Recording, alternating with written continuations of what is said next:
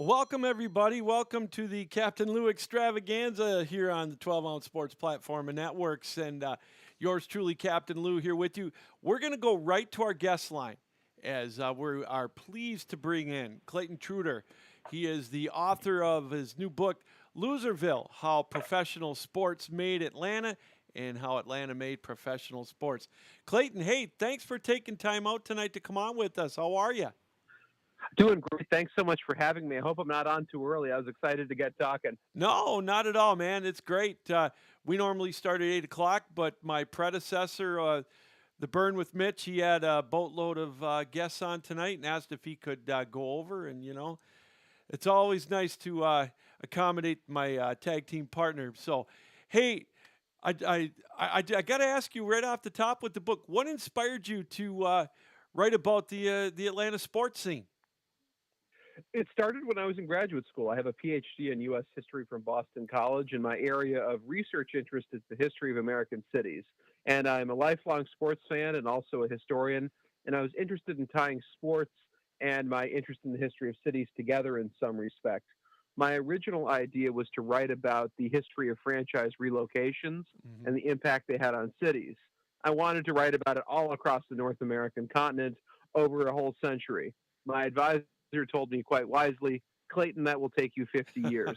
She said, pick a specific city that is emblematic of the changes you want to talk about and make that your case study. So that's what I did. I picked Atlanta. I mean, really, there's no city that shows off the impact of sports expansion more than Atlanta, a city that in 1965 had no pro sports teams and by 1972 had teams in the four major pro sports leagues. It only took me 10 years between starting my dissertation, completing that, and eventually turning it into a book. Has quite a bit different field than a dissertation, which is more an academic paper. This is more of a story I tell in the book, so I had to transition from one to the other. So from start to finish, it's only 10 years as opposed to 50. Well, I got to tell you, I can't wait to read it. I read the beginning of it, just some excerpts of it that were available. And it's funny because I grew up as a sports fan in the early 70s is when I started following it. And,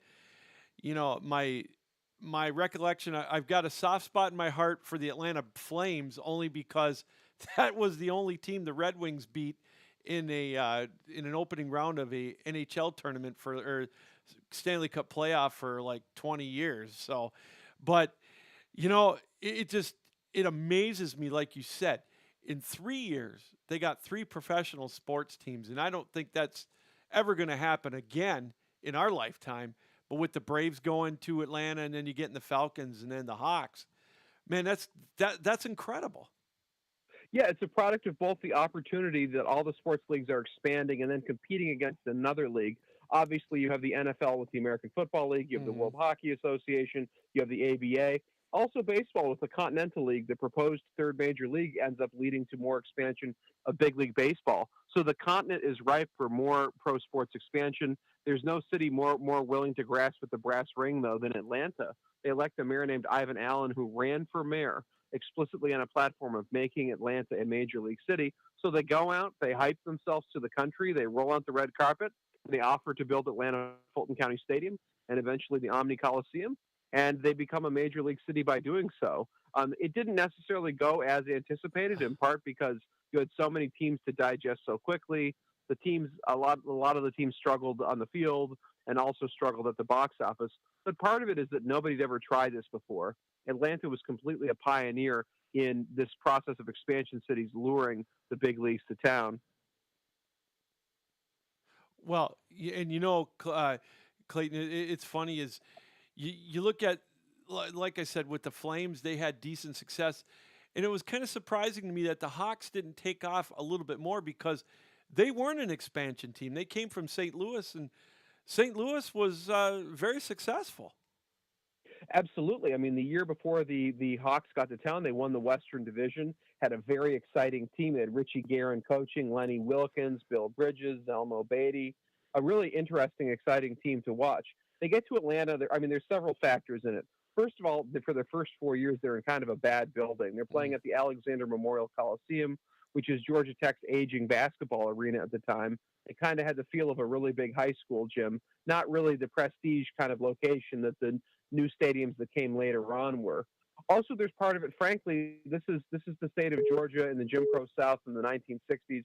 You had a fan base that proved unwilling initially to embrace the Hawks because their roster was almost exclusively African American. That had in fact happened in St. Louis too. In their later years, they had gone from obviously like the Bob Pettit, Cliff Hagan, that team had faded in the standings, rebuilt, had a predominantly black roster, and that's one of a number of reasons why the fan base in St. Louis did not end up embracing that team in its later years. And that unfortunately proved to be the case in Atlanta in its early years too. The ownership, the managers of the basketball team end up basically gutting the roster and rebuilding around Pete Maravich, who was a very exciting individual talent and a great player. But they'd had a very deep team, a team that was played a very up tempo game, excellent rebounding, played excellent team basketball, to a team that was really just built around showcasing Maravich, and it didn't work out very well. Maravich's teams ended up having the first losing record the Hawks had had since the 1950s. Wow. So it was certainly a turnaround in fortunes for that team. And also as a draw, the Hawks, the novelty of Maravich and even being in the brand new Omni waned over time too. The Hawks ended up being one of the lesser drawing teams in the NBA, Hmm. even while the Hawks were among the best drawing teams on the road, just because all these people who'd heard about Pete Maravich in college finally in all corners of the country were going to get a chance to see him in person for the first time. So there's a lot of pressure on Maravich for one thing. No matter what building they go to, the fans would just chant shoot, shoot, shoot when Pete Maravich got the ball, whether he was at home or on the road. So this was very much the focus, whether in Atlanta or elsewhere, for these Hawks teams, and they had a tough time of it in the early '70s. We're speaking with Clayton Truder. He is the author of Loserville: How Professional Sports Made Atlanta and How Atlanta Made Professional Sports. Clayton, again, what I go back to when I read this and how about all this came about, and it's funny is you've you get a city to come together with a bunch of owners and businessmen and whatever with this vision to bring all these different teams together in a matter of 3 years, and then of course the Flames 7 years after that. The Eagles involved in how they had to come together. It just I don't see how that could happen today. I don't either. And I think part of it, as you point out, the civic leaders to a great extent kind of checked their egos at the door. They Hmm. really worked hard together to make this happen. I mean, there's tremendous cooperation among the business leadership, the political leadership in the city. People put aside political differences in an effort of this grand goal, and they certainly succeeded in bringing the big leagues to town. The problem comes that I think they had goals for it that were not simply we want to watch basketball, we want to watch hockey, we want to watch football. It was more that they thought it would bring prestige to the city and also a source of civic unity. And it didn't really work out in either of those respects quite as they intended, in part because the teams weren't terribly successful. So, and that's part of the Loserville moniker, which is not a commentary on Atlanta's present. I mean, Atlanta is completely Winnersville right now with the Braves, with Atlanta United, with Georgia football. Atlanta is certainly a winning sports town, not to mention the Falcons recently being in the Super Bowl, not to mention the Hawks being one of the most exciting young teams in the league. But in the '60s and '70s, they got all the sports at once. It proved hard to digest. People who were from the region didn't simply give up on their old sports passions and interests. And Atlanta had a lot of newcomers from around the country. Those people didn't necessarily give up on the teams that they had supported wherever they came from originally either. So it didn't gain the mass appeal and support that the city leaders had anticipated it would when they first started trying to bring the big leagues to town. And I think also you look at what happens in this day and age where if an owner or a club wants a new stadium or wants funding, they go right to the people. They want to tax the people. That's not something they did 40 or I'm sorry, back in the 70s, in the late 60s. They put up the funding, and that's, in my opinion, another reason why I don't think this would fly. Well, I think part of the problem is you have almost like an arms race among cities now for Yeah. financing pro sports franchises. That in many ways Atlanta helps create this world, though. I mean, Atlanta by having the financing for these stadiums ends up reshaping the sports landscape. That if you're Cleveland, if you're Philadelphia, if you're Boston, if you're Detroit, if you're Chicago, you need to finance stadiums because there's other parts of the country that are suddenly willing to build their own stadiums. And it turned out there were a lot more cities that wanted the big leagues than there were available spots, even though these leagues expanded and expanded, particularly in the '60s and '70s, was such a golden age for league expansion. And we all know that the Flames left to go to Calgary. was in your research, was there any worry that any of the other three teams might relocate because of the lack of, I don't know, the fans and the revenue that was coming in? Oh, it was a distinct possibility at a certain point with each of these teams. Before Ted Turner buys the Braves, there was talk of them moving half of their games to the Louisiana Superdome Oh, in 75 and 76. There wow. was talk of them moving to Toronto or to Seattle, which ended up getting the next round of American League expansion. Hmm. But when Ted Turner buys the Braves, he keeps them in town. They serve as the programming for his fledgling TBS station. The same story is really true with the Hawks, too. Turner buys them. The guy Yep. who owned the Hawks was named Tom Cousins, who was a major real estate developer in town. He owned both the Hawks and the Flames. The Flames end up leaving. One of the reasons for this is not so much that the team didn't have a fair amount of popularity in the city. They actually drew really well in their early years. But Cousins got into some financial difficulty. He built a really big development around the Omni Coliseum called the Omni International Complex, got into some issues with financing with that, and needed some cash quickly. Some oil men from Alberta offered to buy his team for $20 million, a team he had paid $8 million for 8 years earlier. The price was certainly right for him to get out from some of his financial obligations. So very very understandable on his part. With the Hawks, he was able to find a local buyer in Turner, which kept them in town. The Hawks could have certainly left as well. In the case of the Falcons, they had an owner named Rankin Smith who Yeah. was the owner of the Falcons. The Smith family ran the team from 1965 when they get the franchise through the opening season in '66 all the way until the early 2000s when Arthur Blank, who Hmm. owns Home Depot or founded Home Depot, bought the club. And there were occasions in the late '80s, in particular, when in the time period when the financing for the Georgia Dome comes together, there was talk of them going to Jacksonville. There was talk of them looking at some other cities. So the Falcons certainly considered it too. And even from day one, like a lot of the pro football teams in multi-purpose stadiums, they felt like second-class citizens. The Yeah. Falcons. They're only there 8, 9 days a year, including the preseason. The locker rooms are basically the locker rooms of the baseball team. The stadium is situated more so for baseball than it was for football. I mean, Atlanta Fulton County Stadium had an odd situation where the seats at the 50-yard line were the worst seats at the stadium because of the way the diamond was constructed. They were far away. They were also so low that you couldn't see over the players on the sideline. So people who were unfamiliar with the stadium would go to a game there, buy a ticket. Hey, I'm sitting at the 50-yard line for Oh, $2, and then they couldn't see the game and they were really far away. So the end zone seats were among the best in the stadium, which is very very unusual. So the Falcons were looking for a place of their own from very early on. that's funny you mentioned that because living closer to Green Bay than to Detroit, being a Lions fan, we used to go down to Mm-hmm. Milwaukee because the Lions would play. It seemed like we were relegated to County Stadium every year in the Yeah. 70s and 80s. And I got to tell you, you're preaching to the choir. I remember we got 30-yard line seats, but we were out in center field. We were so far away from the field, and both teams were on the same side of the field. So I hear what you're saying as far as the multi-purpose stadiums. Clayton, do you think Atlanta fans get a bad rap now because of? It seems like a lot of them are called fair weather fans. They don't show up when they're winning. Even the Braves winning the World Series, it seemed like maybe they didn't come out and support them well enough in the eyes of a lot of the media. Do you think they get a bad rap?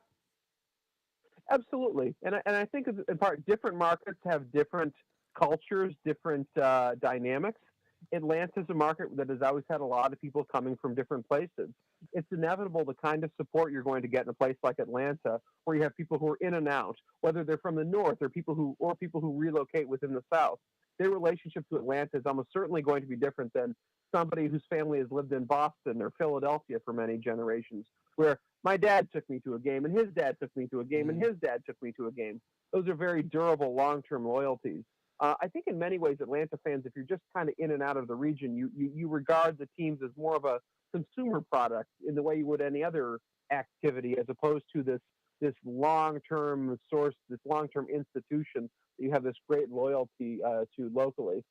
In terms of long-term loyalties, there's plenty in the region. I mean, one just looks at high school and college football. I mean, you couldn't find a city with more dynamic fans for those activities than Atlanta and its surrounding region. Back into the 1960s, the Atlanta Journal and the Atlanta Constitution, which used to be separate papers, mhm. both papers had a beat writer for every single SEC and ACC football team Wow. throughout the season. So there is a guy who is making his living in Man. Atlanta being the Wake Forest beat writer for for football in the mid 1960s kind of thing. A guy who was the Duke football beat writer earning his living in the 60s in Atlanta doing that. So it was just part of it's because so many people from across the Southeast ended up in Atlanta because it had become the region's economic hub, that you had a significant number of alumni or just people who were just fans of all those teams in Atlanta. Boy, the good old days of being able to cover somebody like that. You could, oh wow, that's amazing. Clayton, it said you took you 10 years to kind of put this together with your dissertation. Give me a couple of people that you talked to making, preparing this and then writing the book. A couple of people that really stuck out that were very, very interesting to talk to. I did roughly 40 or 50 interviews for the book. Unfortunately, some of the people I wanted to talk to, including the political leaders, a lot of them had passed away by the Hmm. time I got working on the project. One of the most enlightening was a guy who was the mayor of Atlanta in the late 60s and early 70s, a guy named Sam Massel, Okay. who followed up Ivan Allen as mayor and negotiated the deal for the Omni Coliseum. And he really did a good job protecting taxpayers in terms of the financing of it, ensuring that the franchises and the corporations behind them were the ones who ended up paying for the arena in the long run. Not to get into all the specifics of municipal bonds and all that kind of stuff, but the city helped support the bonds with their stadium authority. But Massel, was a real estate lawyer coming in, understood the whole process of real estate law and made sure the negotiations went in a way that ensured that the teams ended up paying for that in the long run. So he was fascinating to talk to in terms of the business dynamics of this. In terms of athletes, talking to Tommy Nobis, who was the original Atlanta Oh, Falcon, wow. that was such an honor to me. I mean, Oh, he's since passed away, but it was great getting to chat with him for like half an hour about his experiences. Was amazing. Bill Clement, who longtime hockey oh, announcer, played for the sure. Flames in the late '70s. Every single thing that guy said was like, I mean, you can just tell why he was such a good announcer. Like every single thing he said was gold. It could be everything could have been a quote in the book. Oh, It was like 45 minutes of just perfect quote after perfect quote after perfect quote. He clearly thought about this stuff a lot, and it was just fantastic talking to him. oh, I bet it was. And, I'm just, I go back to reading the first part about it again. I just can't get over how quickly this came together. It looks like it came quickly together, but like you said, it took 10 to 20 years really to put this all together and the minds coming together to do this. Yeah, and certainly I think Ted Turner is really the savior of this situation. Okay. They get all these teams, they start to struggle. Once Turner gets in charge, he has the financial wherewithal to deal with the Hawks rebuilding, Hmm. the Braves rebuilding. Initially, he does not put the right people in place in terms of the day-to-day management of the team.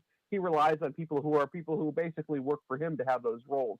Eventually, he gets the right people in place, both on the basketball side and particularly the baseball side. Once John Schuerholz becomes the GM of the Braves in the early '90s. They end up having one of the best minor league systems in baseball and just steadily produced talent and really became the envy of baseball over the past 30 years, their consistent level of Hmm. on-field success. So it took some time, but things stabilized. And with the Arthur Blank organization, that's certainly a much more professional organization in line with the way the rest of the league is run, as opposed to the Smiths had more of a mom and pop operation, which was not totally unusual. A lot of the new teams ran like a family business, basically. And the people I spoke with, many of the players I spoke very highly of him and their family. They were very kind to them personally. But just in terms of the day-to-day operation of a football team, they were at a bit of a disadvantage. Do you think, going back to Ted Turner with the Superstation and the income coming from there, did that help save those teams at all as well from not relocating? Absolutely. I mean, provided it with some cheap programming. I mean, you turn those stations on, it's Braves, it's Hawks, it's Andy of Mayberry, it's Yep. old movies. I mean, you have very cheap programming. It helped it build and build and build and build, and it proved there was an audience for that. I mean, by the early '80s, the Braves have the whole America's team thing they start presenting. They have the Hmm. division title run in '82, where they start the season on a long winning streak. And there's a really interesting Sports Illustrated article from the summer of '82 about the development of the Braves national fan base. But all of a sudden, Bismarck, North Dakota, and Reno, Nevada, and Anchorage, Alaska, those were Braves country all of a sudden. That thousands of people were tuning in every night to watch their Atlanta Braves. And it's amazing the power of television to build this national fan base for a team that even in that time period, was just starting to draw better. Between 1971 and 1980, the Braves failed to draw 1 million fans, which is hardly, a great attendance, but they failed to even draw that level for nearly a decade. Now, when you were thinking about putting this game or putting this book together, talking about Atlanta, and you'd mentioned at the top of the interview that you were looking at franchises relocating. Were there any other ones? I know we're talking about Atlanta here, but any other franchises or any other relocation situations that stuck out to you that really piqued your interest?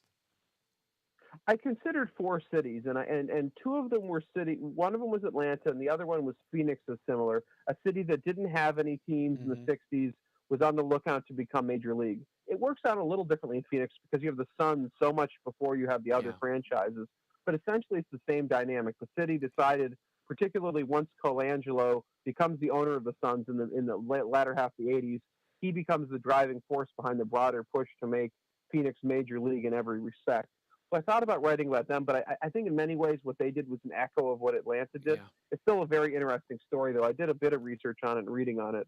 Um, there were a couple of other cities which I considered which were more on the other side of the equation, longtime sports cities which were looking to protect their teams. And I considered both Cleveland and St. Louis in this respect too, because they both had lost clubs. St. Louis had poached some teams back, but Right. they were more in the situation of having to finance stadiums as a way to protect them from these new growing cities that were themselves trying to become big league cities. Oh, and that's a great point with Phoenix. And now with the with the Coyotes, you don't know if they're staying or going. They're going to be playing in a college arena, with their NHL team. It's such a strange situation. Yeah. Oh, it is. And I know that they'll eventually probably get funding. Maybe. I don't know where they'll go. Houston, whatever. It's just ever since they moved from Winnipeg back in the mid '90s, it seems like they've had 96. this Yep. Yep. problem. Yep. Yeah, I mean, it's. I mean, the Batman era. I think if there's anything, it was his dream of making it a continent-wide activity, and some markets have embraced it more than others. I think it's not. I mean, I think at first people thought this was all going to fail. Some of them have. I mean, obviously Nashville's done very well. Yeah. Carolina's had success. I think it just depends on the market. Some are stronger than others. I mean, certainly the Atlanta Thrashers in the second go round were not very successful. I think the Why do you problem they think had that is was? well, I think I think in some ways it's the same problem a lot of these teams in the Sun Belt had. Was that you have a niche of 10,000, 12,000 people who are just completely rabid, diehard about the team, Hmm. but they have trouble creating casual fans. The kind of person who's going to turn the game on in the second period on a random Tuesday night and continue watching the game. You need this broader kind of base of support to have enough interest and broadcast money to make the teams locally viable Yeah. to compete in these leagues. It can't just be live gates anymore. TV is just too much of a and streaming and everything is just too much of a part of the financing of pro sports. And the Thrashers couldn't compete in that respect. I mean, they sold a lot of season tickets for a significant number of years, but they couldn't get beyond that. There began to be some grumbles about Phillips Arena, and there was great offers in Canada for the team, and they ended up heading out of the country. Do you think the Montreal Expos are going to come back? Do you think Tampa's going to eventually go up there? When I heard the plan where they were going to do half and half this year, I thought it was kind of crazy, but I thought it had legs for a while. Can you see Montreal getting another MLB team?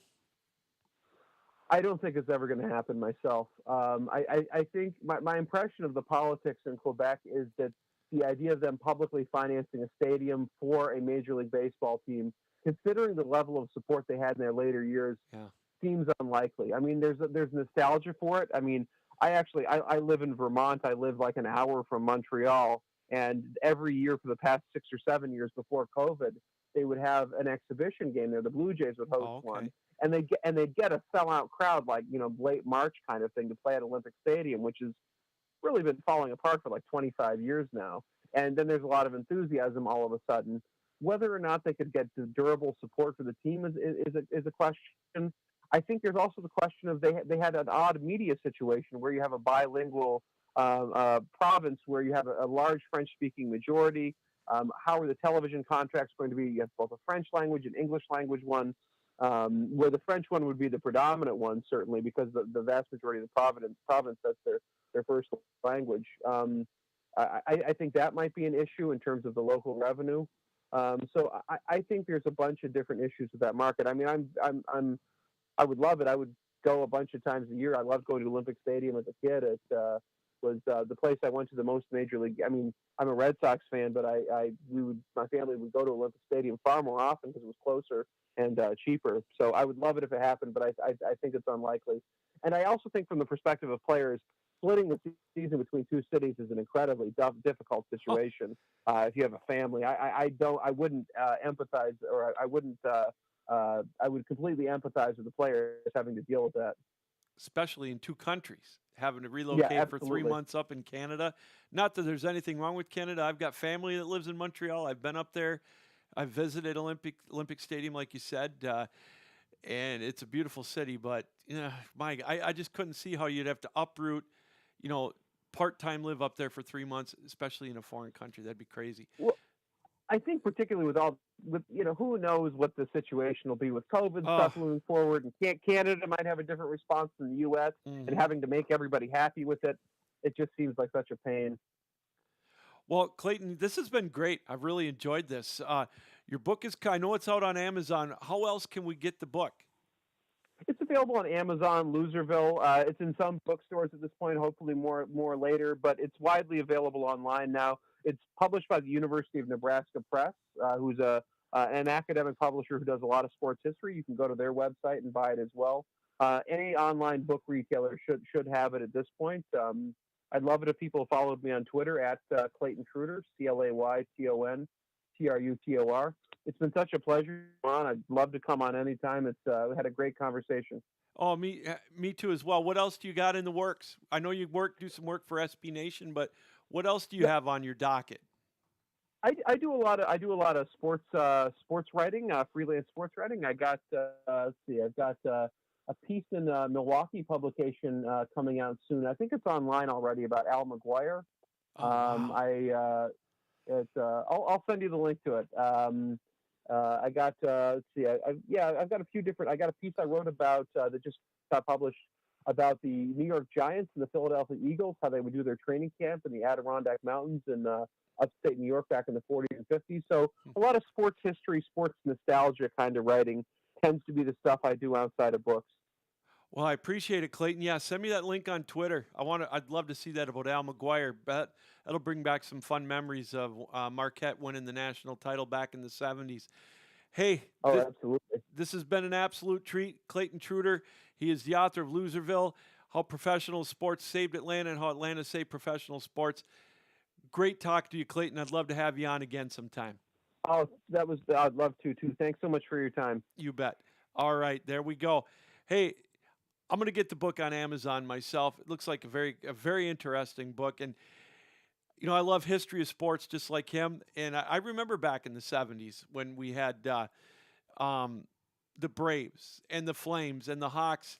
You know what inspired me to think about that too is Atlanta was kind of in the same boat as my Detroit teams back in the '70s. Their football team was right around 500. So were the Lions. I mean, the Lions never had a chance because Minnesota won every year. With Atlanta, it was the Rams. They were in the same. They were in the NFC West. The Hawks were kind of like the Pistons, getting into the playoffs with like a 37 and 45 record every year. The Flames were decent. They were a little better than my Detroit Red Wings, but the Tigers and the Braves were kind of in the same boat as well. Nowhere near Detroit was nowhere near Boston and the Yankees by 1975. The Braves were 40 games behind Cincinnati or LA in the National League West. So very similar, both of those cities. But sounds like a great book, Loserville: How Professional Sports Saved Atlanta, How Atlanta Saved Professional Sports. Available on Amazon. Want to thank Clayton Trutor for joining us here on the show.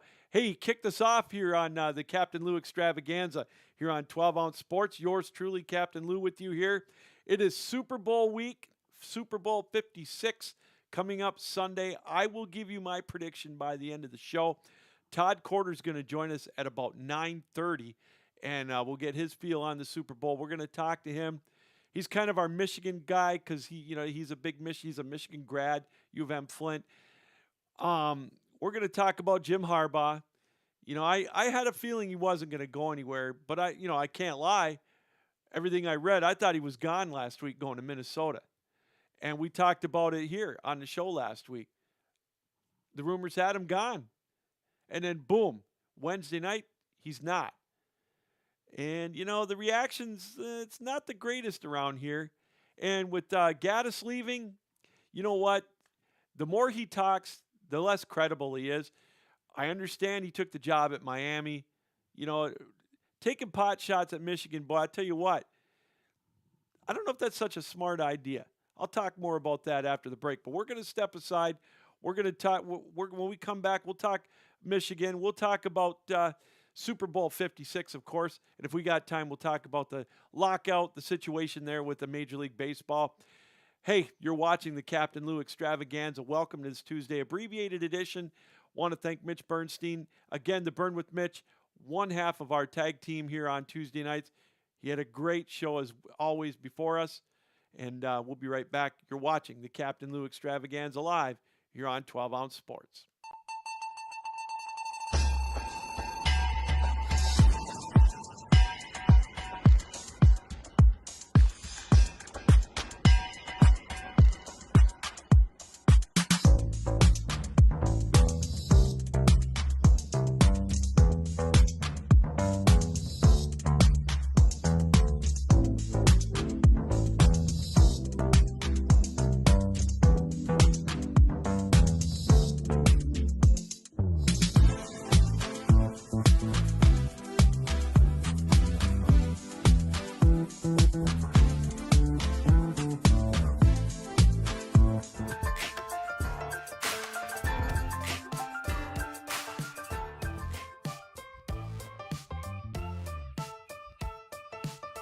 Ounce Sports has a new home for betting. BetUS.com is the official place to place your bets and support 12 Ounce Sports. All you have to do is go to BetUS.com and type in the promo code 120Z and you'll instantly get a deposit bonus. This is America's favorite sports book. And remember, always gamble responsibly.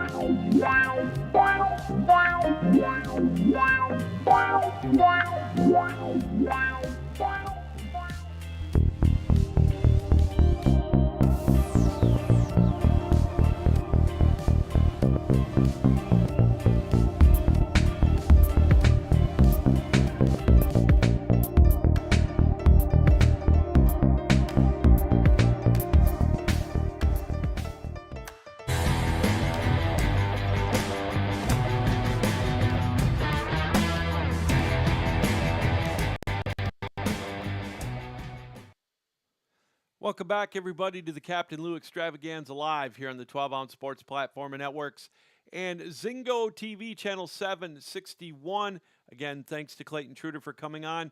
He is the author of his new book, Loserville, How Professional Sports Made Atlanta and How Atlanta Made Professional Sports. You can get it on Amazon and some other online outlets. It looks like a great book. Can't wait to read it. Some great insight on how Atlanta became a professional sports mecca, if you will, in the 70s, 60s, and early 70s with the Braves and the Falcons coming about in 1966. And then a couple years later, the Hawks moving from St. Louis. And then, of course, in 1972 with the Atlanta Flames, who are now obviously in Calgary. So thanks to Clayton for coming on. Hey, a reminder, Super Bowl 56, the big game's coming up Sunday. You want to put some shackles down on it. You want to bet some prop bets. I don't know, MVP, whatever. Our sponsor, BetUS, has got all the lines that you're looking for. What you need to do is go to 12 Ounce Sports Radio /BetUS. It's that simple. It'll get you right to BetUS's website. They've got all the latest lines. I think last I checked, Cincinnati was a 4-point underdog. And you can bet on a teaser bet if you want. You can take, maybe Atlanta, Cincinnati plus 10, maybe the over under at minus or over 38 or whatever. Whatever you want to do. They've got so many bets for Super Bowl 56. If that's your thing, that's where you need to go. And remember, if you're going to make your first deposit, you've got to use the promo code 120Z. It's that simple.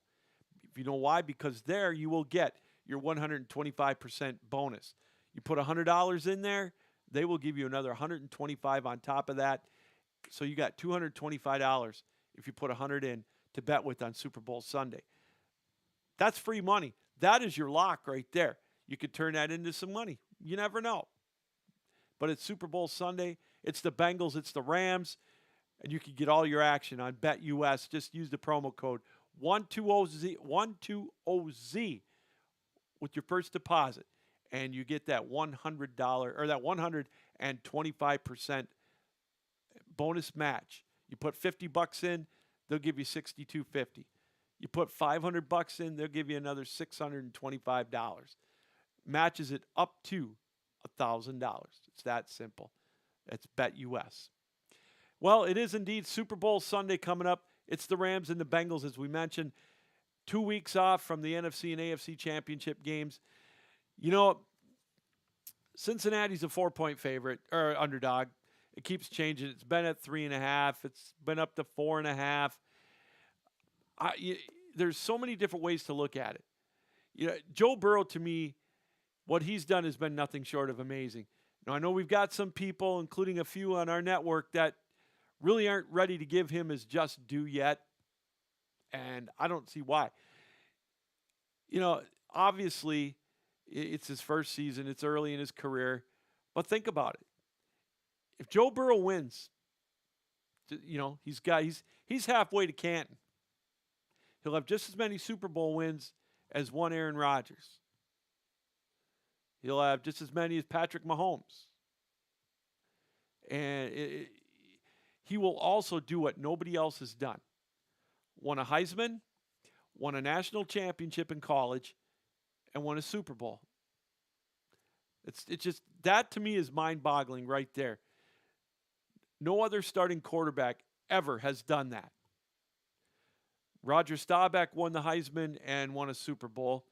I'm sure there's other quarterbacks that have won the Heisman and have won a Super Bowl, but none of them have won all three. And of course, Roger Staubach played at Navy. They weren't really ever close to winning a national championship when he played, but that to me is amazing right there, that nobody has been able to do that.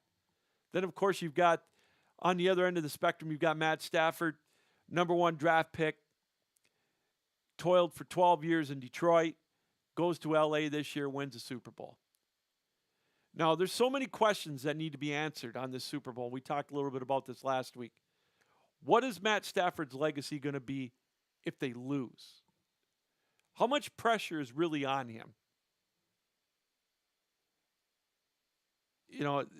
They traded the farm for him, all the first-round picks. If he wins, it obviously pays off.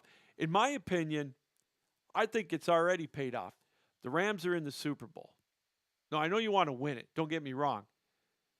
And I don't think the Rams are playing on house money. I think that goes to Cincinnati right now because obviously they're way ahead of schedule. We talked about it last week. How many people thought, raise your hand if you thought Cincinnati was going to the Super Bowl? I had them as a 6-win team at best, as I think a lot of people did. There were so many unknowns. Did you think Jamar Chase was really going to be as good as he was? How many people doubted that first-round pick of him or Penei Sewell?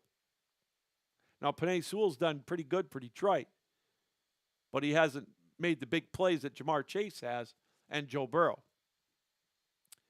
But getting back to Matt Stafford, is it going to be, how's his legacy going to be if they lose? Are they going to still say he couldn't win the big game? Now, I think you can't say that about him anymore. He went to Tampa Bay and won a road game in the playoffs. He won a road game against San Francisco, LA's nemesis over the last 3 or 4 years. That's going to be real interesting to see how he's painted if they lose. Now, I look at some of the Super Bowl MVP odds, and the ones that I got, Matt Stafford's even money to be the Super Bowl MVP. Joe Burrow, if I'm not mistaken, is at plus 225. You're always going to have the top two. The quarterbacks are always going to get that. So my other question is, you talk about legacy, getting back to that. If Matt Stafford wins, does that give him his ticket to Canton? Does he have to win two to go into the Hall of Fame? Those are interesting questions you can ask right now leading up to the game. We still got 5 days left. I know that teams need a chance to rest 2 weeks in between games, but after about 4 or 5 days, you got to be thinking, let's get this game over with. It's going to be February 13th, for God's sakes, when the Super Bowl happens. In 2 weeks, they've got the Combine. We talk about football back in the 70s. The Super Bowl used to be in the middle of January. It was right after the New Year. You had the Rose Bowl, and then the next weekend you had you started playoffs on New Year's Eve. The Super Bowl was 2 weeks later. Now you're a month later with the Super Bowl, February 13th. Let's get it over with. But these are the kinds of questions that you ask. What kind of legacy are some of these players going to leave? What's it going to mean to Sean McVay? He's been to the Super Bowl with Jared Goff, and he lost. Kind of outsmarted himself maybe a little bit. Now he's got an opportunity with Matt Stafford, his handpicked savior, to go to the Super Bowl. But I look at some of these Super Bowl odds, and I got to tell you, it's like my dad always says, if you're going to gamble, you gamble. If you're going to a casino, you don't play it safe. Well, when I bet, I usually try to play it safe. I do the smart bets, and it's worked. There's no such thing as a sure thing, obviously, when you're betting. Don't think there is. I think the best handicappers and whatnot are 63% accurate. But when I look at this game, the first thing I look at is Super Bowl MVP honors. Who should I put maybe a couple of bucks to win a Super Bowl and make it worth my while? I'm looking at some of these Super Bowl odds. Cooper Kupp is plus 600. OBJ. I'm not a fan of his personality, but all he's done, he's behaved himself. Part of me wonders, is that because he's playing for a contract? But he's plus 2,800 to get MVP. What happens if he gets 6 catches for 140 yards and 2 touchdowns? That's right. You put $10 on him, you're going to win 280. That's huge. That's possibly worth taking a flyer on.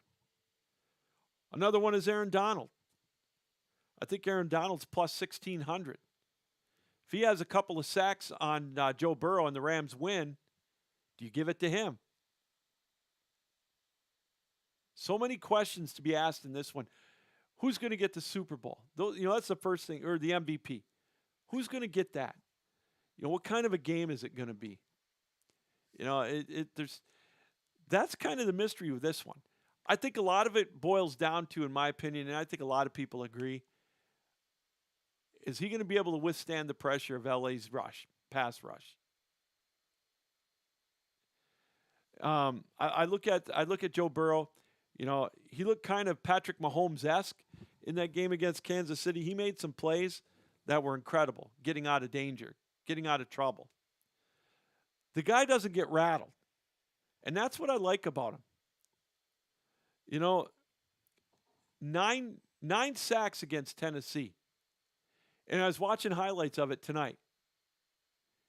He gets up like it's, he just shrugs it off and gets in the huddle. The guy is cool as a cucumber on the field. He's got that moxie. And it's like I've been saying all year. Joe Burrow's confident. He's cocky, but he's not. What I like about his arrogance is he doesn't rub it in your face. And some of the comments he's been making this week, they're profound. They're great. He's right. You practice in silence. You train in silence. I love that. That is so, so true. And for those people that are knocking him, why? Why can't you enjoy it? He's not over the top. Okay, well, he's wearing the gold chains. All right, maybe that is a little bit for some people. I get it. But what he's saying is not over the top. He's in game mode. He really is in game mode. And that's what I like about him. Both quarterbacks are saying the right things. Matthew Stafford, it is so easy for him, or can be so easy for him, to take digs at Detroit, and he really isn't. He's been provoked, he's been prodded, he's been kind of, I don't know. I think, they're trying to get him to say bad things about Detroit, and he's not. I'm kind of torn on this game because I really like Cincinnati. I've been growing up. I was a Bengals fan and a Lions fan. I know, kind of a masochist back in the 70s, right? So this always has a soft spot. And obviously, I was on the losing end when the Bengals played the 49ers twice in the 80s and lost both times. And they lost to one of the best quarterbacks in the history of the game, in Joe Montana. But I mean, it is. I like the guy, and I'm torn. I want Matthew Stafford to win one because of all the pain and suffering he went through with my Lions. Oh wow, But again, it's going to come down to, in my opinion, you look at the breakdown. How is and one of the things that people aren't really talking about, how's Stafford going to do against the Bengals defense? Are they going to be able to put any pressure on him? How is he going to react in a big game like this if he makes a mistake? That's what we've been saying all year, because he's bound to. Now, if ifs and buts were candy and nuts, if what's his name, if Taft, I think his last name was, would have caught that Hail Mary interception or whatever it was, we'd be talking about a rematch of the 49ers and the Bengals right now. Stafford overcame that. He got a second life, and he was able to go down and lead him eventually to win that game. Is he going to be able to do that against Cincinnati? What are they going to do? Are they going to double chase and leave T. Higgins available for Joe Burrow, that being the LA defense? Are they going to be able to keep the pressure on Joe Burrow? Now, we all wonder, you look up the Burrow against the Rams defense, obviously, their offensive line has been shaky at best. Probably the worst rated offensive line in the playoffs. But Joe Burrow's been able to overcome that. Can he do it one more time? I honestly think the Rams defense is better than Kansas City's, better than Tennessee's. But Joe Burrow, he hasn't cracked yet. So I don't know. I mean, I'm going to take a teaser bet, but if I got to make a prediction on the game, I'll make it here in about 5 minutes after our next break. But I look at some of the other matchups, special teams, kicking game. I like McPherson over Matt Gay. McPherson's got ice water in his veins, man. Everything seems to be going right. Cincinnati seems to be that quote-unquote team of destiny.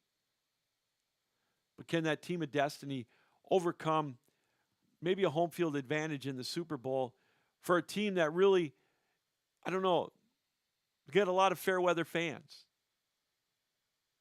I don't know how much of a home field advantage it's going to be Super Bowl Sunday, because it sure wasn't a home field advantage when LA played San Francisco. LA's got so much more to offer as far as things to do. They're still embracing them, and you can tell they've still got Raider fans, they're Charger fans, whatever. Man, it's going to be a good game. I think it's going to be a close game. How about the running game? Is there going to be a running game? Is Cam Akers going to be able to run on Cincinnati's defense, or vice versa? Is Joe Mixon going to have a game? What are the odds of somebody that we're not even thinking about winning that MVP? You know, how about T. Higgins or Van Jefferson? How much of is Uzoma going to be? How much of a factor is that going to be for Cincinnati? That's a huge loss for them. You know, he's got that MCL problem that he's going to try all he can to play that game. And I don't know if he's going to be able to or not. How much of a void is that? So many things to think about. Who's going to win the coin toss? I remember last year, my best win on a bet, I got 4-1 odds on if they're going to kick the opening kick, or I'm sorry, if they were going to run the opening kick out or take a knee, and I got that one right. I won $100 just on that, betting 25. So many things to look at. So many prop bets, even or odd. You know, who's going to score? What type of score is going to be first? So many things. You know, how many of you are doing squares? That's what Super Bowl Sunday. How many chicken wings are you going to eat? That's going to be one of our entrees for Super Bowl Sunday.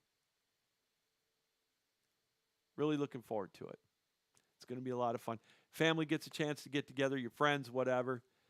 I mean, I wish it was on a Saturday night, but it's never going to change. I just don't see it changing to a Saturday night.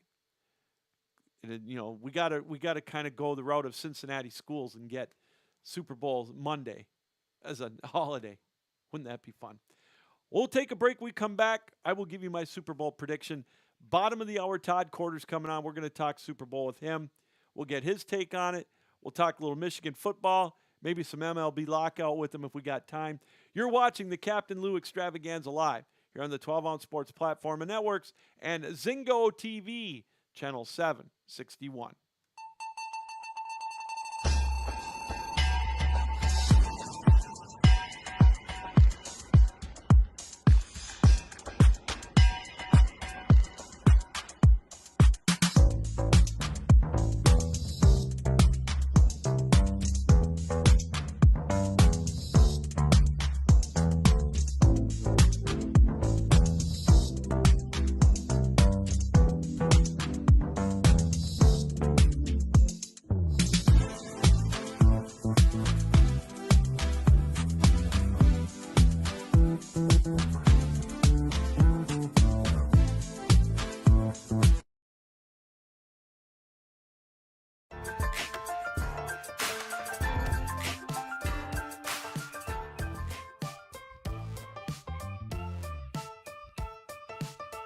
Ounce Sports has a new home for betting.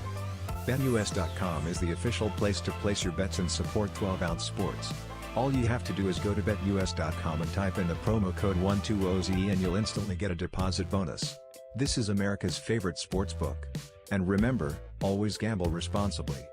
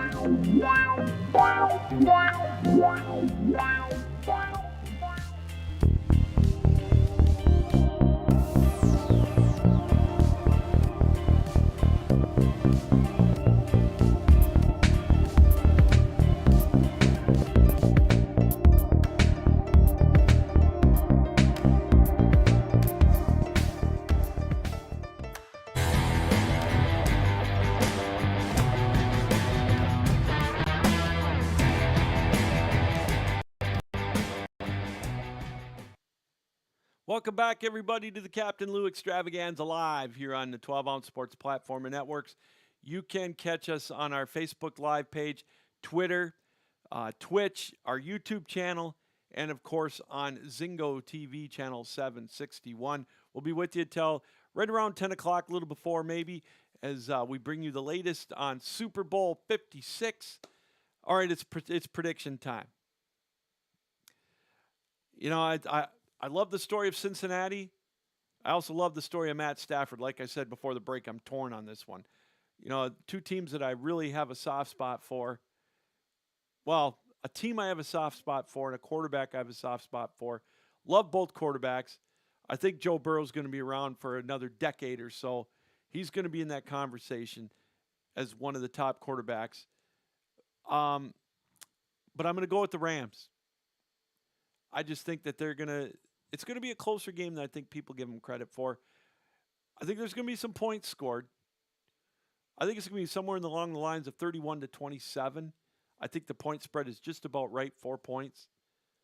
Maybe 34-30, somewhere in that area. But I think the Rams are going to just complete the odyssey for Matt Stafford. But Joe Burrow, they're not there just to be happy that they're going to be there. And it's not going to be easy. And for MVP, boy, I sure like that plus 2,800 for OBJ. I might take a flyer on that. But I think it could be poetic justice. I don't know if poetic justice is the right word, but I think it could be very interesting to see Matt Stafford with the MVP of the Super Bowl. It seems too obvious. That's why I'm leaning either OBJ or maybe Aaron Donald. So I'm going to go with OBJ getting the MVP. And I think the Rams are, because I think he's going to have a couple of sacks, 2.5 sacks in crunch time to stop a drive for Cincinnati. And, you know, and I think he might even get a forced fumble. And that's why I think Aaron Donald is going to complete his legacy. And he's going to become the Super Bowl MVP. Give it to the Rams, 31-27. That's my prediction. You're watching the Captain Lou Extravaganza live here on 12 Ounce Sports and Zingo TV, channel 761. We're at the bottom of the hour. And let's go to our Captain Lou Extravaganza guest line and welcome in one of our favorite guests as we're going to talk a little Super Bowl 56, a little Michigan sports as things are getting a little crazy in Ann Arbor. Todd Corder, thanks for joining us. How are you, my friend? Doing well. How about yourself? Well, I'm doing good. Just getting ready for the big game on Sunday and, you know, just trying to wade through all this stuff that's going on down in Ann Arbor. First of all, let's get the Super Bowl out of the way, Todd. You know, first of all, your thoughts on both Los Angeles and Cincinnati making it after their big wins in their conference championship games. Well, the Bengals, to me, are a remarkable story, Lou. This reminds me a lot of the 2001 New England Patriots. New England had a quarterback, as you know, Tom Brady, because of the injury to Drew Bledsoe. They had the play there, the tuck play that came in when Charles Woodson hit him, his former teammate at Michigan. It was obviously a fumble. The tuck rule changed it, and it seemed like New England, to me, was the team. I hate to use the word team of destiny, Yeah. but everything just went their way. It went their way the rest of the way to the playoffs. They came back.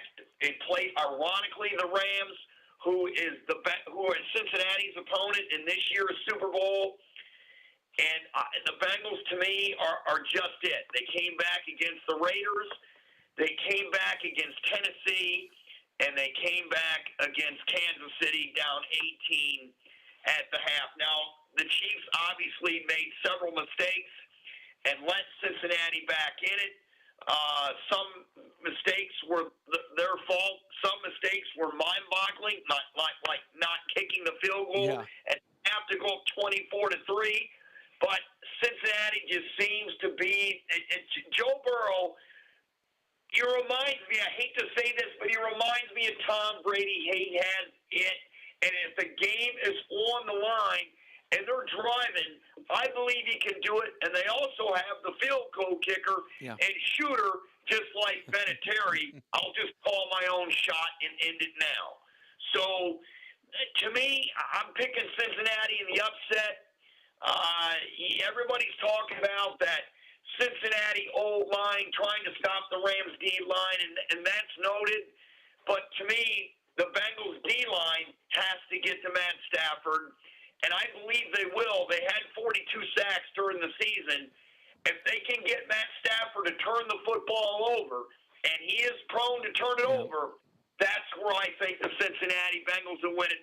They're the team in the tournament that has not made the mistakes like everybody else along the way. So turnovers would be my second key, and I already named the third one, Joe Cool and Joe Burrow. You know, Todd, it's amazing. I look back at the history of the Super Bowl since 1966, and it's just mind-boggling that nobody has won the Heisman, the NCAA, the national championship for college football, and the Super Bowl as a starting quarterback. And Joe Burrow could be the first one. I just love his moxie. What I like about him, he's cocky, but what I like about it is he's not like rubbing it in people's faces. You know, he's got that Joe Namath air about him that, you know, he's going to win, you know, and that's what I like about him. I like it about it too, and he said, you know what, I haven't been on Twitter in a long time, and he had a statement that came out the other day. If you do something great, don't put it on social media. Love Just keep doing it. And that describes Joe Burrow right there. And, of course, of us here in SEC country got to watch probably the greatest season of any quarterback in college football history when Joe Burrow and LSU won the national title. That team was as good as any that I've seen in college football history, and his performance as a college quarterback that season is the best I've ever seen. Well, you look at the other end of the field, you know, you and I have talked about Matt Stafford numerous times, Todd. You know, he's kind of having almost a storybook season of his own. You know, leaves Detroit in a classy way. You know, he doesn't stomp his feet like Aaron Rodgers and pout and do all this and that. He gets his wish. He goes to L.A. He's at the Super Bowl. Here's my question to you. What if they lose like you think they're going to? What is his legacy going to be if they lose first this coming weekend? Oh, I think it's really not fair to judge his legacy if he loses. I don't like that at all. One, two, yes, the pressure is all on the Rams in terms of they built this team through free agency with all the big names and all that. So the pressure's on them. If they don't win it, they'll come back next year and have an attempt to win it again. But to me, Matt Stafford is this generation's Archie Manning up until this season. And Archie never made the playoffs as a quarterback. Stafford did it 3 times in 12 years with a Detroit team that couldn't run with a diddly poo, that couldn't stop the run with a diddly poo, and that couldn't protect him with a diddly poo, and yet he was throwing for over 4,000 yards every year. He did have dynamic receivers, but now with the Rams, you're showing how great of a quarterback he is, even though he is turnover prone at times. He was fortunate that San Francisco's corner didn't end it, or the safety didn't end it on the interception there in the NFC Championship game. But other than that, Matt Stafford's an elite quarterback, and I knew it all along just watching him play, and unfortunately he couldn't do it for Detroit. No, you know, and you hit the nail on the head. He didn't have the talent level. They didn't have the winning mentality. You know, he went we talk about it. It's well documented. You know, the game against New Orleans in the playoffs, that wasn't his fault. The defense couldn't stop anything. You know, the Cowboy game with the picked up flag, you know. That was terrible. They got robbed that day. Oh, my God. I mean, honestly, I think Detroit would have won that football game if it wasn't for that ridiculous call in Dallas. That was ridiculous. Todd, I was driving home from the UP, driving my son back to his mom's house in a snowstorm in Grand Rapids listening to it on the radio with a broken ankle. I almost drove into the snowbank. I was so pissed off when they picked that flag up, listening to it on the radio. Oh, my God, man. It was hilarious. You know, it's funny to look back on it now, but that one took me a week to get over until Dez got that touchdown catch called off or whatever. They called it an incomplete pass. That was such karma. I couldn't believe it. You know, Lou, I got a Lions story for you. My dad and I had season tickets for years, and he, moved down to Nashville. But before I moved here to Atlanta, and I still had the tickets, and I would use them and whatnot. Thanksgiving was always the special time to go to a Lions game, and I do miss that being down here. 31 years that I've been here. There's no Thanksgiving Day game here. There is every once in a while at night, but I'm never in town anyhow. But the last year of season tickets was we gave them up the year they went to the NFC Championship game, and they got boat raced in Washington, and the weather was crappy, and they didn't run the football, and Washington ran it on them, and that was the year of Mike Utley and the thumbs up and all that stuff, and I'm thinking, man, my timing is as bad as you driving back from the UP. I mean, it was just awful. That was the year I would have loved to have been there to see that. No kidding. But getting back to this game on Sunday, it's funny is before you came on, or before the last break, I was talking about Super Bowl MVP odds, and I look at them, and I'm going to put a couple of bucks. I know the quarterbacks, both of them, Matt Stafford's even money, and Joe Burrow is like 2.25 to 1. But the one I'm going to put a little bit of money on, I'm not betting the farm or anything like that. OBJ is plus 2,800. So, I mean, I'm going to put $5 on it to win 130. And I mean, if he has a 6-catch game for 140 yards and 2 touchdowns, it's going to be, I'm going off the grid for my MVP. If you've got an MVP pick, now you're saying Cincinnati's going to win. If you've got a guy for MVP, who would be your MVP pick? Would it be? It would be either Chase or Joe Burrow. I guess you could.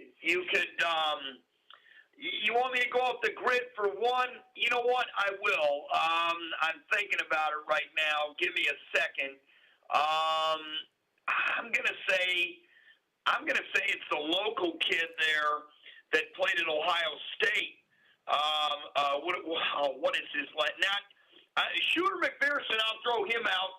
A kicker's never the MVP, but if he kicks like 6 field goals, maybe he is the MVP. But I highly doubt it.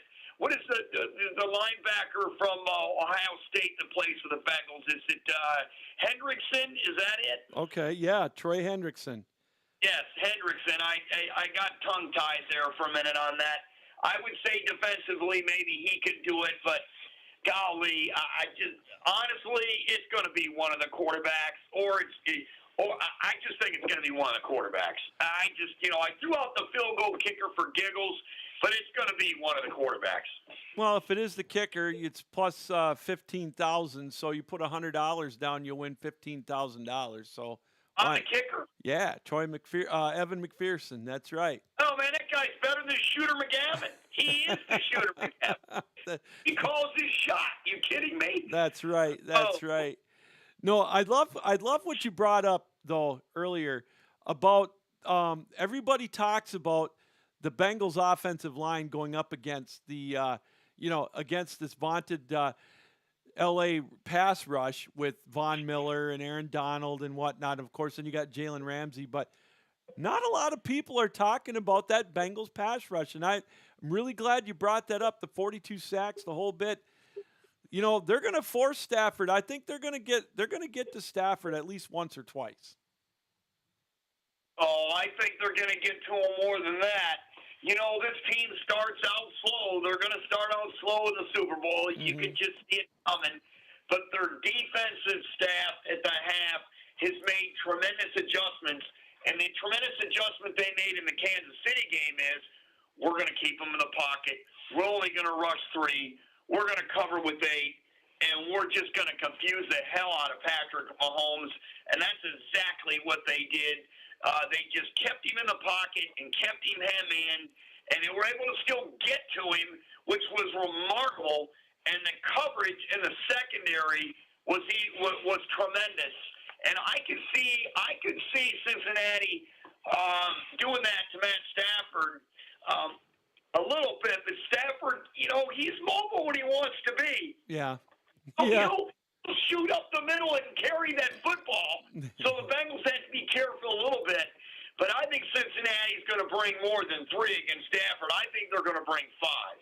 All right, so my vibe from you is you're picking Cincinnati in an upset. So I tell you am, what. straight up. All right, let's put a little Diet Coke or Coke Zero or a sarsaparilla down in St. Louis in March for the winner. Hey, there's no question about that. I'll take the Rams. I predicted 31-27. The Rams are going to cover the 4 points, or it's going to be a push. So I'm going with the Rams winning 31-27, and it's going to be OBJ. Or no, I predicted it's going to be Aaron Donald getting the MVP because he's going to have 2.5 sacks. He's going to get the crucial sack on Joe Burrow towards the end and maybe force a fumble somewhere during the game. So I'm going with Aaron Donald, who's plus 1,600. He's going to get the MVP, and I think the Rams are going to win. I think Joe Burrow is going to get it, and everybody's going to talk about him being Tom Brady, which is way too soon, and I did it tonight. I don't know why, but, hey, I mean, I think it's going to be Joe Burrow. You need to give me the points. I'm like a touchdown underdog here, but I'll take you straight up for the Coke. That's all not right, a problem. very good. Or a Pepsi or even a beer. All right, that'll work. We'll be doing hockey. It should be a beer, honestly. Well, then, all right, we'll do an adult beverage. I'm all set for a little lager or something down there. Sounds good to me. I'm so looking forward to doing that ACHA tournament, and I know you are too. Yeah, it's going to be a lot of fun there. We'll talk about that down the road a little bit. That's going to be quite the 10 days down in St. Louis for sure. Hey, let's change the subject here. Something near and dear to both our hearts. Obviously, you can see over my left shoulder with my Michigan paraphernalia. Last Tuesday when I was on the show, I thought Jim Harbaugh was all but gone to Minneapolis. I know that, he was in Minneapolis. I know at the beginning of the year I said he was staying, but I'd be a hypocrite if I didn't say last Tuesday night I thought he was a Viking. All of a sudden, an about-face Wednesday night, they didn't get him the offer. Give me your impressions of what are many calling the as the world turns or stomach turns in Ann Arbor with Jim Harbaugh. Well, if they offer him the job, he takes it. There's no question about it. Yep. It had to be, if the money was there and the power was there, along with the new GM that he was with in San Francisco, there's just no question he takes the job. He was going there to take the job. He got on the plane knowing he was going to get the job, or he never would have got on the plane. Yeah. So it didn't happen. And, of course, he comes back. He says, I'm not doing Michigan anymore. I'm not doing the NFL anymore. I'm going to stay in Michigan. I'm totally committed. And then what happens? The offensive coordinator leaves for Miami, and everybody thinks it's because of Harbaugh. Josh Gaddis put a tweet out or Instagram or whatever, a text or whatever the hell it was, to the recruits and said, I'm leaving, it's the administration, blah, blah, blah. Do I buy that? Not really. He's getting a ton of money in Miami. And when somebody gives you that kind of contract, it is about the money, even though it is a lateral move. He was probably disappointed he didn't get the Michigan job because Harbaugh decided to stay. So to me, maybe it was a little bit about the administration, but I think a lot of it had to do with the money. And everybody's saying, what about the recruits? Well, the recruits are going to stay. Right. They get one shot to transfer, and that's it.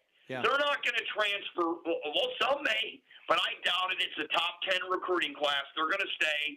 He's going to have to I guess he's going to replace his offensive coordinator within. I know that they're going to hire Vanderbilt's Jesse Minter as the school's new defensive coordinator. He was a former Ravens assistant. He brings experience in the defensive system. He was with John Harbaugh. So there you go. So they hire a new DC. They're going to hire. They're going to who's going to be the new OC? Is it? There's two of them, I believe, and I can't remember their names. It's Mike Hart is not one of them, and I'm trying to. The name escapes me. Here's my thing, Todd, on Josh Gaddis. All right. Now, first of all, Harbaugh says he's not going to flirt with the NFL again. Okay. Nick Saban said he was never going to be Alabama coach. and look what happened. There's an Right. opportunity. I think of some. Here's what it is. If they have a great season next year and get to the playoff, I don't know if he flirts with the NFL, because if he does, then they're just going to get ticked off, and that's going to be it. So he's going to be certain that he can get the NFL job. If he loses next year and all the pressure's on him, and they have a bad year, which I doubt they will, the schedule's really friendly. Right. Then maybe he would look, but I don't know. Maybe I guess still think he has that NFL itch within, but we'll see. I'm just not so sure. I don't see it. Here's my thing with Josh Gaddis. Is my point with him was why he went out on social media and let those tweets leak out. He burned some bridges that, I don't know if he'll ever be able to repair. If he ever intended to be a head coach at Michigan, which I contend, my point was, if Harbaugh decides, you know what, in 2 or 3 years, he gets that itch and he's like, I'm going to the Lions, I'm going wherever, I'm going to the Rams, whatever, and he's gone, they could have went to Gaddis and said, here you go. But now he burned that bridge. And I think he made a big mistake doing that, airing some dirty laundry. You don't do that. He's got to be smarter than that. I'm with you. He probably got a hell of a contract to go with Cristobal in Miami. I don't blame him for going. I mean, Miami, let's face it, they care about football first and academics third or fourth down there. Don't kid yourself. And he's got a great chance to really succeed down there. And I just think he made a big mistake doing what he's doing. And is Harbaugh a diva? Sure he is. But, he's definitely different, Lou. And here's the thing. Harbaugh did not go behind Michigan's back. He let them know what was going on every step of the way. That part I do respect. Yep. But I don't understand going on signing day, even though all their class was pretty much set. The timing wasn't good, and had he took the job, he would have left Michigan into a peculiar position, because they would have had to find a new coach. Yeah.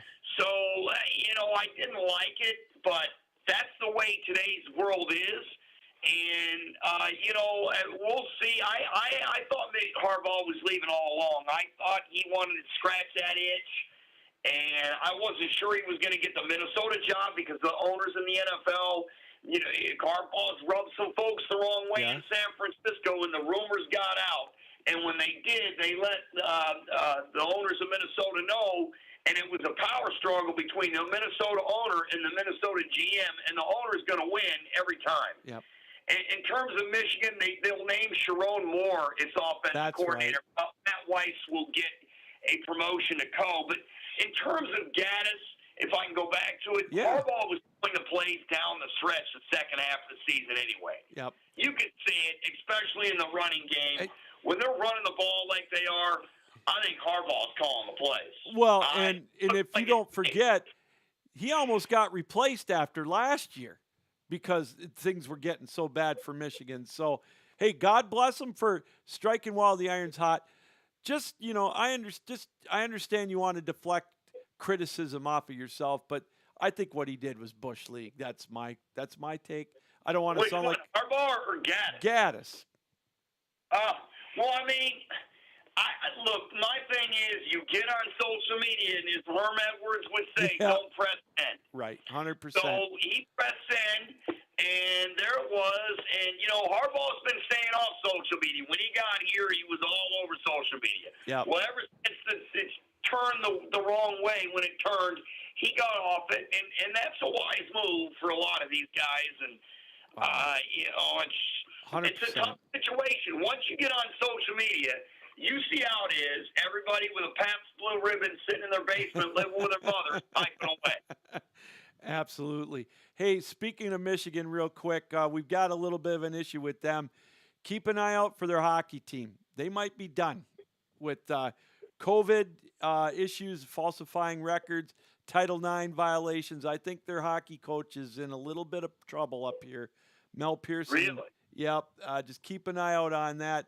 There was an article yesterday out that they may not even finish the season. I think you're going to see some of their hot shot guys that got drafted. I think you're going to see them. They're going to jump ship after the Olympics. You know, some of the guys that Well, aren't they'll there. be ashamed because this is a Final Four club talent-wise. Well, they're in second place right now in the Big Ten. They've got to sweep Ohio State this weekend to get into first place to avoid having to travel for the Big Ten tournament. But, yeah, things are getting kind of dicey up here. Keep an eye out for that.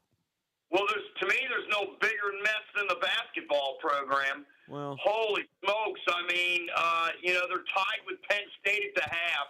yeah. What, they're 11-9 this year. Their guard play isn't very good. You know, everybody talks about Dickinson. He's a good player. Don't get me wrong. But you know what? He has trouble with guys that are real quick. Yeah. And he has trouble guarding them. And when they're quick on their feet, he can shoot the ball and all that, but defensively, if the guy is quick down underneath, he's in big trouble. This is a team that won't make the NCAA tournament. They'll be fortunate to make the NIT. I just don't think they're very good. Well, yeah, they're going to have to make a run in the Big Ten tournament. There's no doubt about that. They've got a return date with Michigan State on March 1st on a Tuesday night. And they've got another date set with Purdue, I think, on the 17th. So, yeah, it's going to be difficult. Last thing Hey, before... Luke, you mind if I ask you one thing? Yeah. What do you think of Michigan State? I think they're good, but they turn the ball over, and I can see it going both ways. Boy. I can see them losing the first round of the NCAA tournament, or I can see them make a run maybe max to the Sweet 16, and if they really overachieved in the Elite Eight, and I don't see that. I see somewhere a loss in the second round. What's funny is I was so sold on them making a deep run, in December. They got through that stretch where they always, Tom Izzo always schedules the big boys, and I will always applaud him for that. And I thought they were going to team to watch to look out for. But you're right. They're so inconsistent right now. They didn't look very good tonight from what I hear. I saw the first half. Both teams look terrible. But whenever Wisconsin and Michigan State play, it's like a boxing match. You get these 50-48 games. They beat the crap out of each other, But, yeah. I don't see a Big Ten team, Lou, maybe going, I know Purdue's highly ranked, but, I don't trust them in the tournament. I don't either. If I was going to pick, I'll pick you two teams that I could see do well in the tournament from the Big Ten. Illinois obviously is one, and I'll give you a surprise, and that's Ohio State. They're playing better. I like Illinois. If Cockburn can stay healthy, they're going to be tough to beat. I agree. They will. In Ohio State, they're going to get better. They miss games because of COVID. This should be not much of an issue anymore. They don't test guys only if they show symptoms. And Yeah. I don't know, something about the Buckeyes and E.J. Liddell to, make a run. He's a special player. You just never know. You need that one guy that can carry you. And Ohio State has talent. They just have been inconsistent because they've missed games due to COVID. I agree. Todd, I got to leave it there. We're right up against it. Thanks for taking time out tonight. Safe travels this weekend up in New Jersey. And I look forward to seeing you in about a month. We'll get you on right before the ACHA tournament. We'll talk a little bit about the teams going there. So, hey. Yes, and I'll bring you on ATL Prime Sports, and we'll do it too. All right. Very good. Thanks, Todd. We'll talk to you real soon. Thank you. You bet. Todd Corder, one of our regular guests here on the show. Great insight, as always, on Michigan in the Super Bowl. Wow, that's going to do it. We're up against it, as I mentioned. We want to thank Clayton Trudor for coming on. He's the author of the book, Loserville, How Professional Sports Made Atlanta and How Atlanta Made Professional Sports. You could get that book on Amazon. It's a great story of how Atlanta got all four professional franchises back in the late 60s and early 70s within 7 years, something that was unheard of. It included a couple of teams relocating, but it's something you will never see again in our lifetime. There's no way that's going to happen, but how it came to be from a city leadership standpoint and the whole 9 yards. Great book. I invite you to check it out. It's available on Amazon. And, of course, Todd Corder, who always is gracious with his time, coming on and talking, as we mentioned, Super Bowl 56 and also the Michigan situation with Jim Harbaugh. Well, that's going to do it. I want to thank everybody for stopping on by tonight. We'll be back with our regular time next week, 8 until 10 p.m. Eastern Time. We'll have a lot of great guests lined up. So, again, I'm picking LA 31, Cincinnati 27. That's going to be my Super Bowl prediction. Aaron Donald will win the MVP. Thanks for joining us here on the Captain Lou Extravaganza here on 12 Ounce Sports and Zingo TV channel 761. This reminder, keep your heads up, keep your sticks down, keep your feet moving, and as always, keep your minds open. Till next Tuesday, good night, everybody.